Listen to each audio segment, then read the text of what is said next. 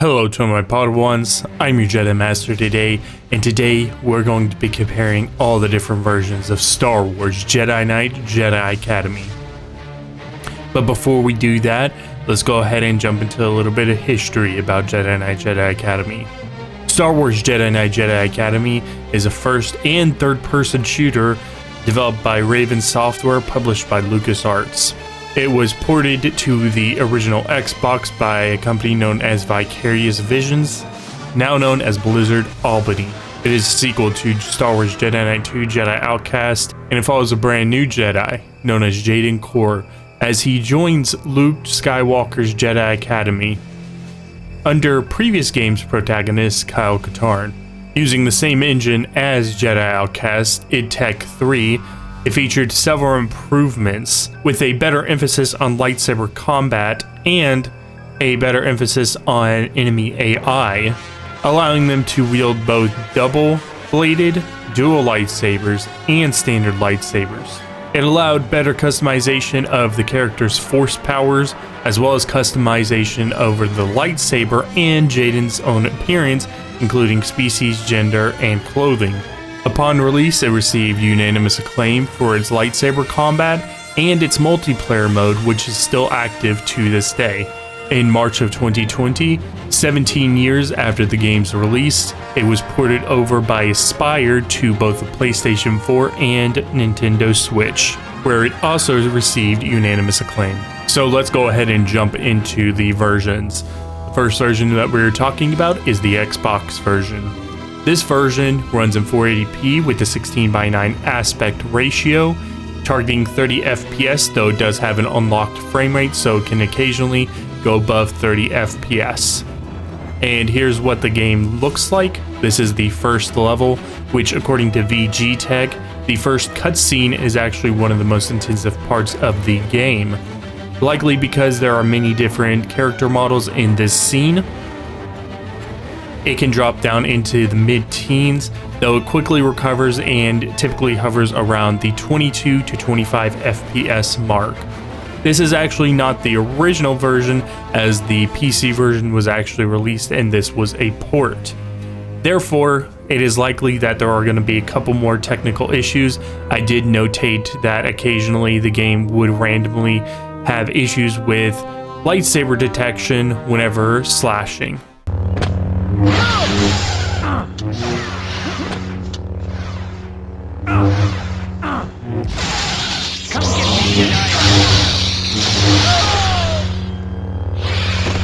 The other things that I noticed is that the texture qualities are fairly low. It does look like it is using some sort of maybe full screen anti-aliasing, possibly 2 times. However, it is not super obvious in 480p, but it does clean up the image a little bit. Now jumping over to the Xbox 360 version, the only thing that I can notice that is very different is there is a boost to 720p, and there is also a minor boost to the anti-aliasing, likely 2 times multi-sampling anti-aliasing.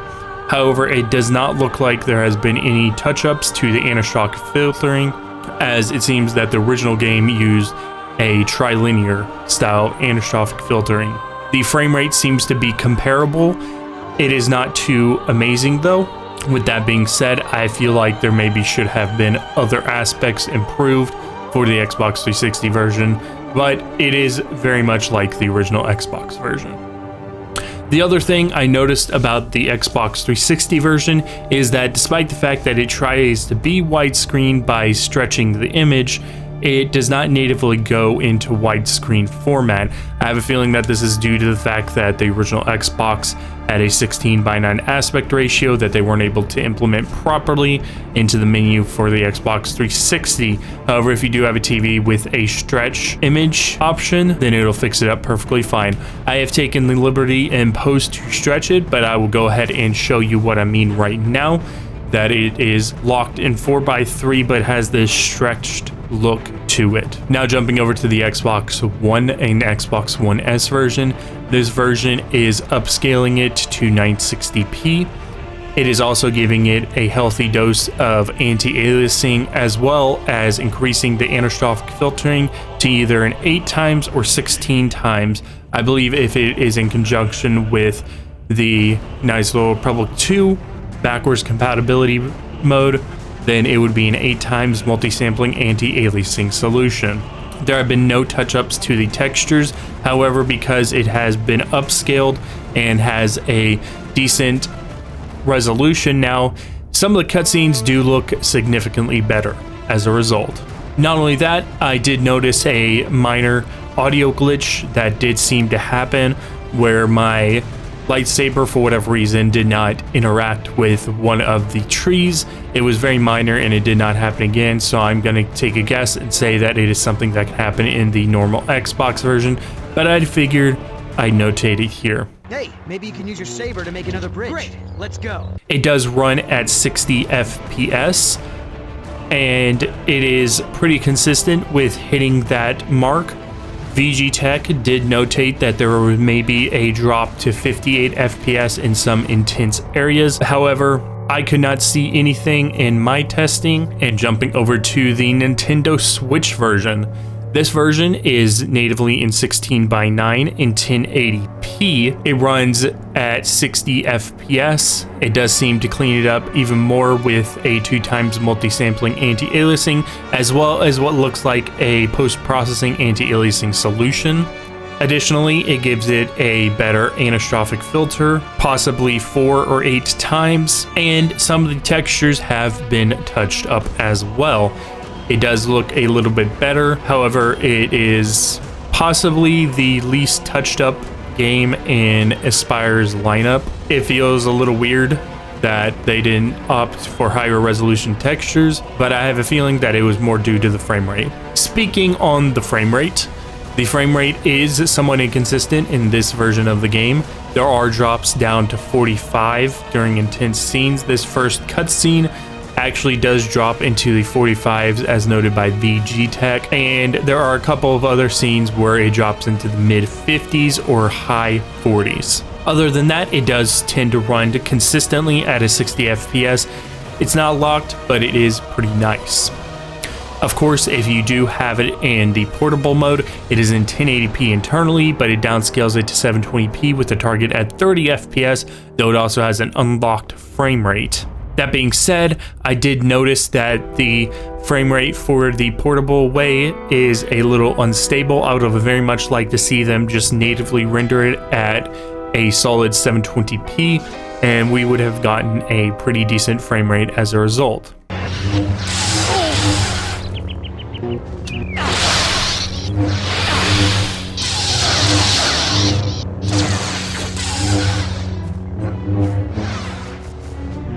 Come get me, Jedi.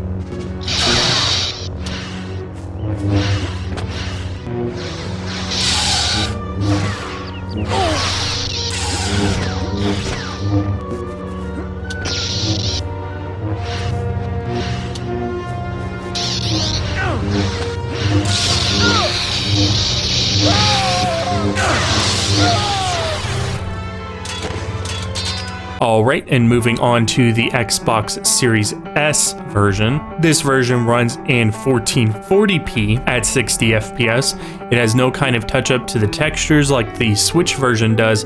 However, because it does have a higher resolution, there are parts that it looks noticeably sharper. That being said, the textures are the same low quality textures that are used in the Xbox version, and this is the point where it starts becoming more noticeable as it is a noticeably higher resolution, and it is a more modern console as well, and a much more powerful console on top of that. The game does run at a locked 60 FPS. It holds it pretty solidly. I did not notice any drops in my playtime of it. I did play throughout most of the game, and it is solid. Additionally, this version is the first version to introduce HDR or Auto HDR. This allows for a better dynamic range inside of the game. Obviously, it is an older game, so it doesn't benefit as much as a new game, but it does still benefit from it a slight bit. It does seem to clean it up even more with a 2x multi-sampling anti-aliasing, as well as what looks like a post-processing anti-aliasing solution.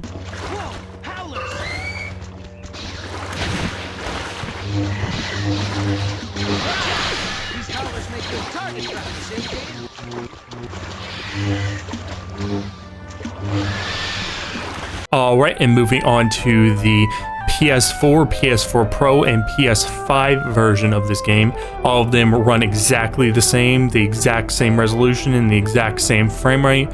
For this, I did decide to run it on my PS4 Pro just to get a nice middle ground in case that there are any issues.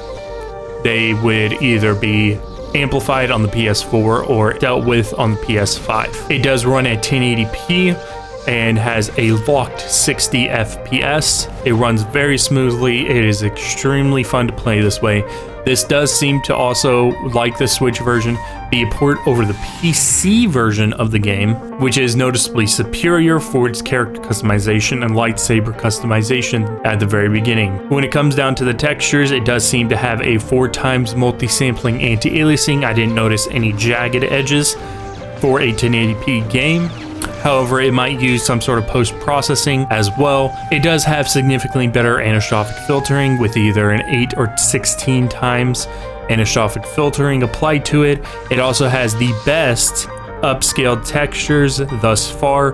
The textures look absolutely fantastic, especially on the character models.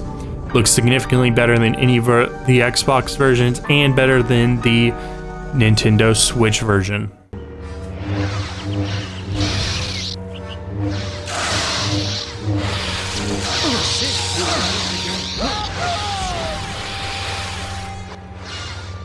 Now jumping over to the Xbox One X and Xbox Series X version, both of these run exactly the same, exact same frame rate, exact same anisotropic filtering, exact same level of multi-sampling anti-aliasing, and the exact same textures. The only difference is that the Xbox Series X does have the audio HDR that the Xbox Series S version does, so if you are wanting that better dynamic range, the Xbox Series X version is the version to go with. However, if you are not wanting that, the Xbox One X does do everything similarly. With that being said, this version does run at a locked 60 FPS in 4K, technically 1920p. It is also in 16:9 aspect ratio. It does seem to have a 4 or 8 times multi-sampling anti-aliasing, as I saw no jagged edges. It also might have a post-processing anti-aliasing to help with some of the alpha effects. It does seem to use an 8 or 16 times anisotropic filtering to make the textures that are at an angle look significantly better. This version does not seem to have any upscaling done to the textures like the PS4, PS4 Pro, and PS5 version do. So it is noticeably muddier to look at, and on this console it is extremely noticeable because you're getting that insanely high resolution. I would very much like to see some sort of patch released for this game that gives the higher resolution textures. The other thing that I'm going to note for every single one of these Xbox versions, now that we're at the very end here, is that their audio quality is significantly lower. It does seem to use the Xbox version's audio quality instead of patching in the PC version's audio quality. So some of the lines such as the S's, T's, and M's are going to be noticeably muffled. There's also going to be noticeable jarring quality differences between the voices depending on how major the character is. That would be so great. Aren't you excited? We're going to be Jedi, learning the ways of the Force, building a lightsaber. Ah, of course, you already have one. I'm gonna get one of those stupid training sabers and I wouldn't worry about that. And with that being said, we are moving on to the PC version. The PC version is running in 8K at 60 FPS, locked. It is running on a computer with a RTX 3080 Ti with a i7 2700K and 64 gigabytes of DDR5 RAM. And it is running in true 8K.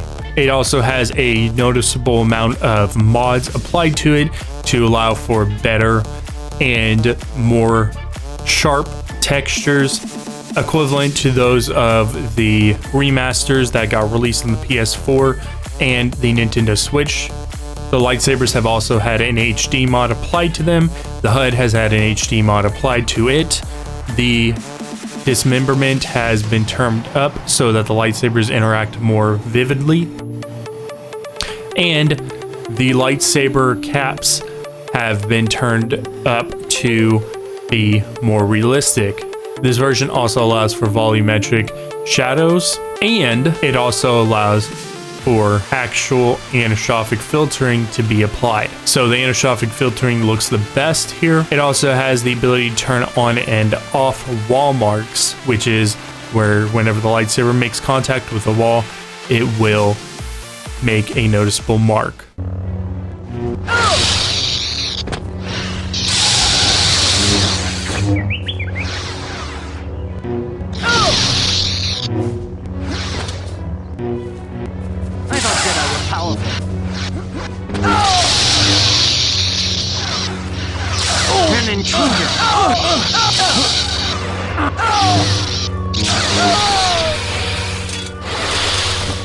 Now let me go ahead and give my opinions over each version. First, the Xbox version. The Xbox version is the version that I grew up playing. I did notice that it did have a significant amount of input lag, and for a game that's this action oriented, I feel like that could actually hinder. It's probably why I was not ever able to play the game on Jedi Master as a child. That being said, if it is your only version that you do have to play, I would highly recommend it, as it really does give you that nostalgic feeling. The Xbox 360 version, I'm happy to announce, is actually not the worst version of the game.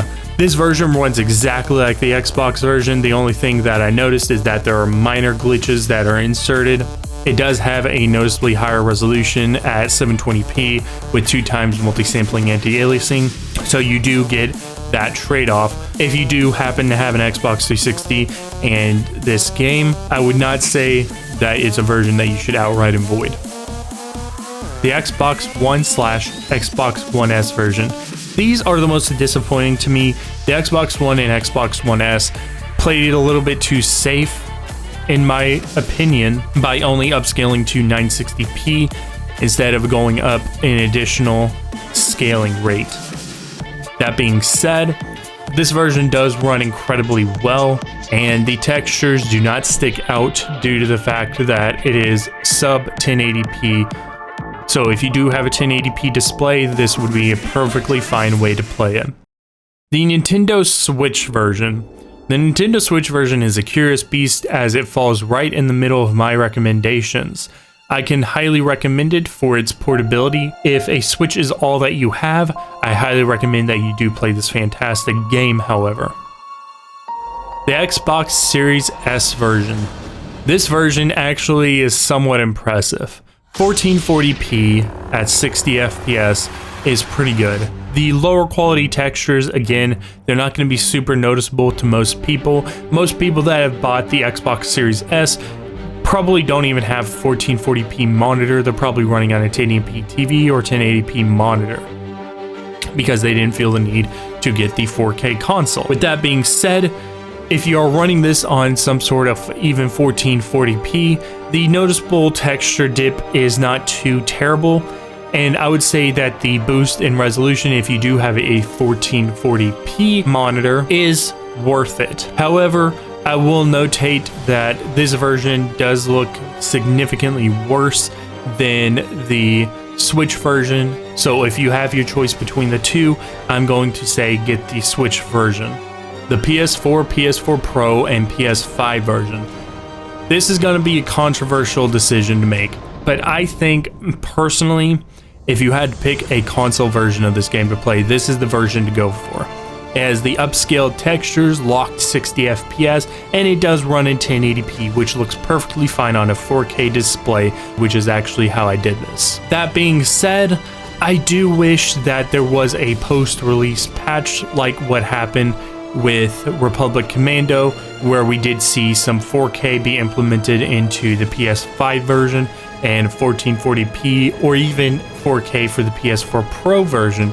I think that it would have really worked out, and I think that many people would have really liked it, and it would have definitely made it easy to make this my 100% recommendation. The Xbox One X and Xbox Series X version. These two versions are pretty interesting because while I do agree that the resolution is absolutely impressive on these, I feel like that there should have been some sort of patch that at least gave it a little bit of a boost to the texture quality. As it stands, this looks like the low texture quality on the PC version. It does not look great overall, and I personally believe that they could have done a little bit more towards this backwards compatibility, as if you do have a 4K TV, this version is the most noticeable because while sharp, these textures are going to stick out like a sore thumb. Additionally, the cutscenes do tend to look a little bit more blocky in this version due to the fact that it's being upscaled so much and it looks so sharp. The textures inside of the cutscenes get a little bit blockier, a little bit more noticeable that they are very compressed video. With all that being said, however, if you are looking at getting the best resolution possible and you only have a console, this is the version to go for. And lastly, the PC version. The PC version is, of course, the GOAT. It is the version to go for if you have the means. Being able to do 8K, 5K, 4K at a solid 60 FPS or above is fantastic.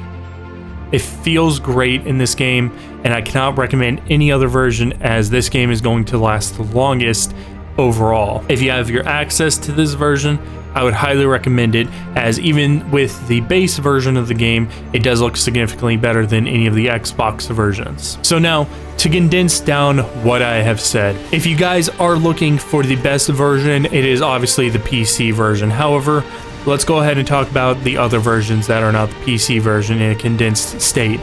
If you happen to have a PS4, like all of the consoles, I'd highly recommend the PS4, PS4 Pro, and PS5 version of the game, as it seems to have the best middle ground of all of the content, and it looks the best in terms of texture quality. Or if you don't have a PS4 but you have an Xbox and a Switch, I'm going to recommend that you actually go for the Switch version. If you are looking for the highest resolution, the Xbox One X and Xbox Series X are the versions to go for. Of course, whenever it comes down to this game, you cannot lose by playing any version. This is a fantastic game, and thankfully the Xbox 360 version isn't a dumpster fire like the Knights of the Republic was on the Xbox 360. So nobody loses depending on which version. Just grab a version and play the game. Alright guys, I'm gonna go ahead and end that video there. So if you want to see more comparisons, let me know down in the comment section below which game you want me to do next. Don't worry, Knights of the Republic 2 is already on my lineup. I am waiting for the restored content DLC for the Switch version. However, if you have any other games that you'd like me to look at, feel free to leave a comment down in the comment section. And if you did enjoy this video, please give it a big like. It does help out a lot. Tell a friend today about my Star Wars channel, because it's pretty awesome. And may the Force be with you. Always.